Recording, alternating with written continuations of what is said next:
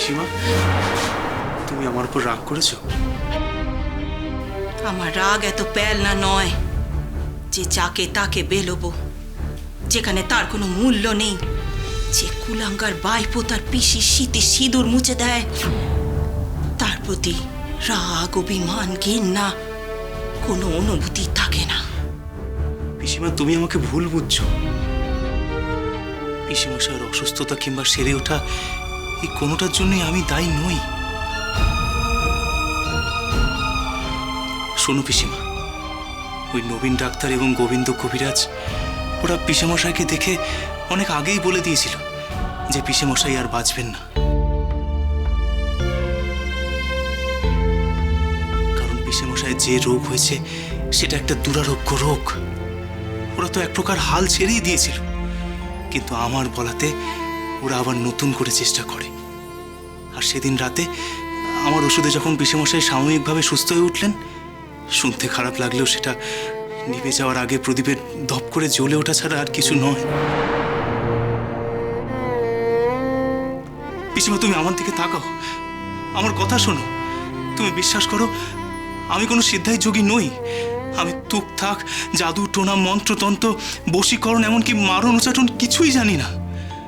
আমি এই গেরুয়া বস্ত্র ধারণ করে, পরিবার পরিজন ত্যাগ করে হিমালয়ের পথে ঘুরে ঘুরে ঈশ্বরের কাছে কায়মনোবাক্যে শুধু একটা জিনিসই চেয়েছি, ভক্তি। ভক্তি পিসিমা, শুধু ভক্তি, আর কিছু নয়।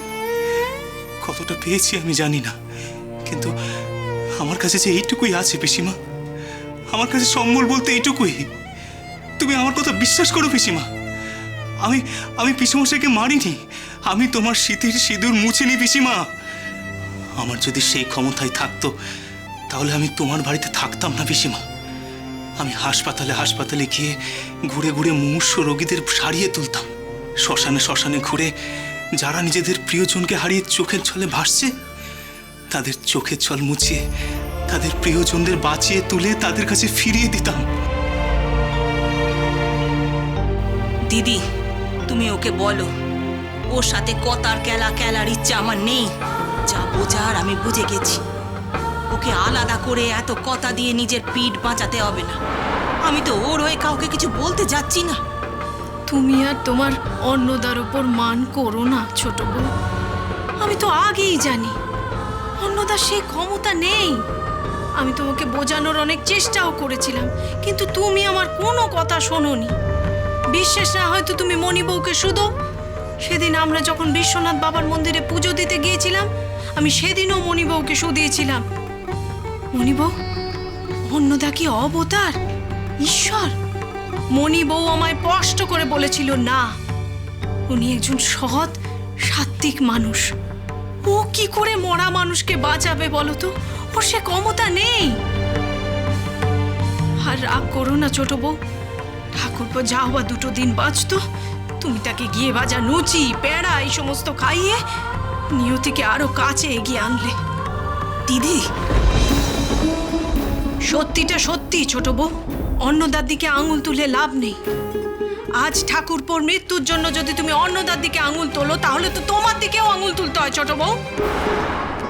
তোর কি সব কথা আমি ঘুমোলে পড়েই তোর মনে হয় রে?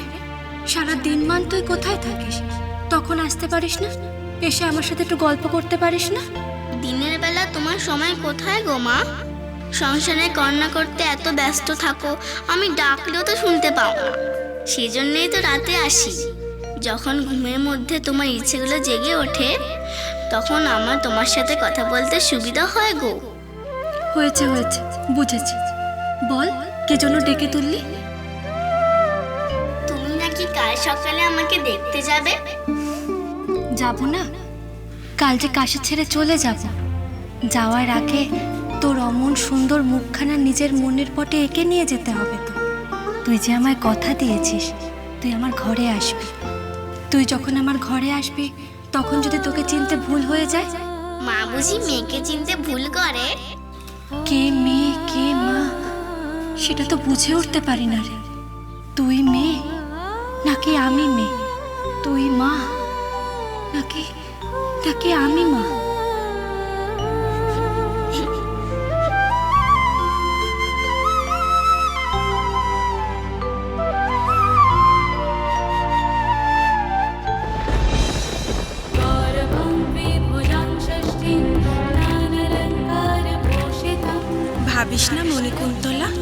আমি যখন তোকে কথা দিয়েছি আমি অবশ্যই কন্যা রূপে তোর গর্ভে আসব, তার আগে তোকে আমার কথা মতো একটা কাজ করতেই হবে।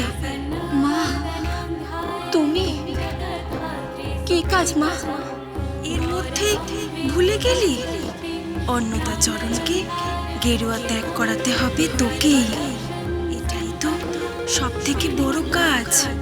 অন্নদাচরণ গেরুয়া ত্যাগ না করলে সংসার ধর্ম পালন করতে পারবে না, আর সংসার ধর্ম পালন না করলে ওর মনে যে আমার মন্দির করার বাসনা রয়েছে তাও সফল হবে না। সুতরাং সবকিছু নির্ভর করে আছে তোর উপরে। মনে রাখিস, অন্নদাচরণের চালিকা শক্তি তুই।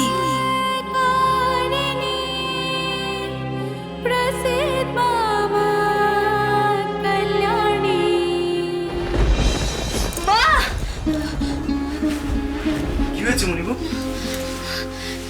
হে মা, ছি, আপনার ঘুম ভাঙালাম।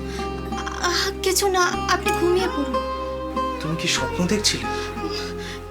না, আপনি ঘুমান।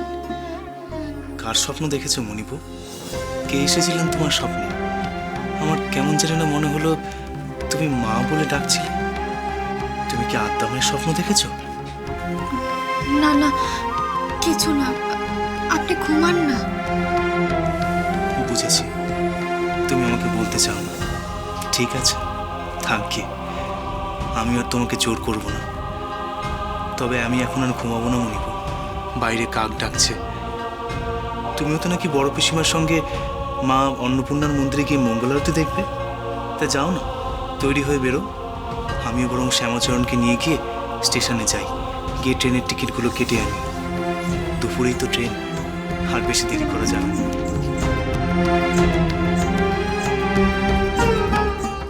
আদিশক্তি আদ্যাপি সোম থেকে শনি সন্ধ্যে ৭টায় আকাশ আট ও প্ল্যাটফর্ম 8-এ।